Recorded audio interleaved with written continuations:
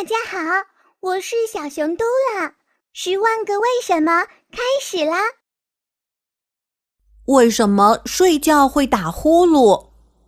嘟啦最不喜欢和爸爸一起睡觉了，因为爸爸睡觉总爱打呼噜。嘟啦想了很多办法，比如堵住自己的耳朵，捏住爸爸的鼻子，可是这些方法都不管用。嘟啦很苦恼，为什么爸爸睡觉会打呼噜呢？打呼噜是人在睡眠时气流冲击狭窄的气道发出的响声，又称鼾声，是一种疾病，需要及时进行治疗。通常在睡眠中，喉咙或鼻子中的肌肉处于放松的状态，或是因为鼻息肉较肥大，导致呼吸道不顺畅，所以呼吸时就会有声音出现。打鼾还有可能是患有高血压和心血管疾病等疾病的警讯。患有这些疾病的人，睡觉时普遍都有打鼾的情形。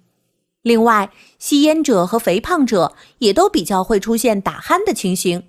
想要睡觉不打呼噜，拥有好的睡眠，专业的医生有以下几点建议： 1. 白天不要过度劳累； 2. 睡前不要从事刺激的活动； 3.